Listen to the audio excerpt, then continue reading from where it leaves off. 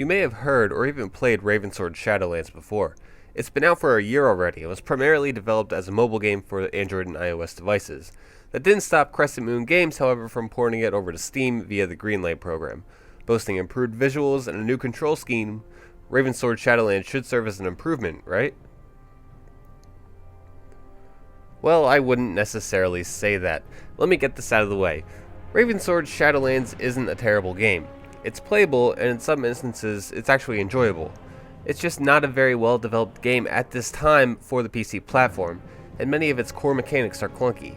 There are some very large design and technical flaws within the game that need to be adjusted in order for a more enjoyable experience.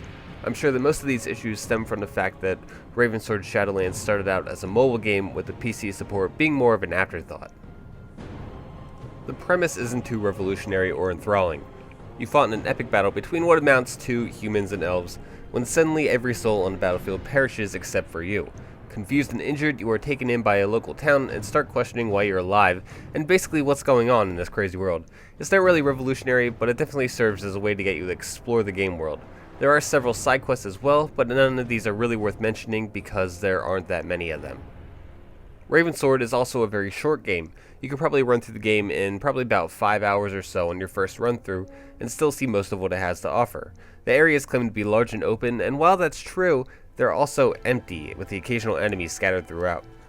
The enemies, however, are very well designed and extremely varied. There are what look like giant Javan rhinos in one of the starting areas, which sort of confused me, but it was impressive nonetheless. Later on, you'll find yourself surrounded by dinosaurs such as raptors and pterosaurs, and maybe even on the back of one. While it's strange that you go from fighting goblins to endangered rhinos to extinct animals, dinosaurs are pretty cool and it's nice to see them represented.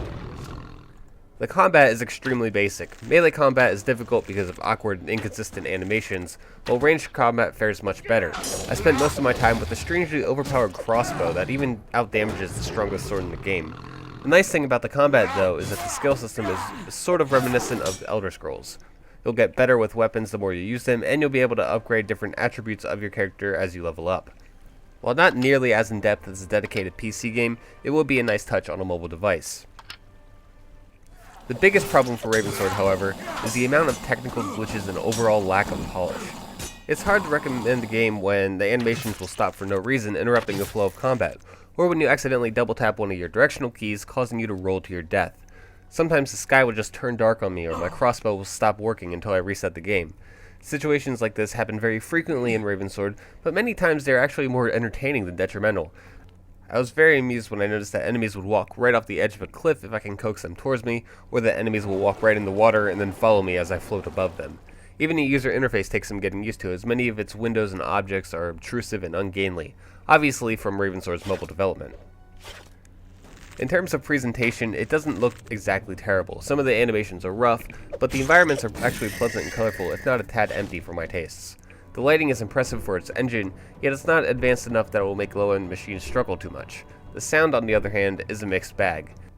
Many of the voices sound as though they were recorded in a closet with a paper bag over the microphone. Some soundtracks are much too loud and dramatic for their areas, while others do a good job at conveying the large open world. Nearly all of the sound effects are grating, and you'll hear too many grunts, squeals, and clangs should you decide to play Ravensword. Ravensword Shadowlands is a mobile game stuck on the PC, and that is precisely the problem. Many of the issues stem from the fact that Ravensword seems to be a mobile game first, and a PC game second. While some aspects of the game are admirable, the short length, glitches, and simple gameplay drag the experience down. As always, thank you for watching our video review of Ravensword Shadowlands. Make sure you check out JumpToGamer.com for the full written review, as well as gaming news, previews, and reviews.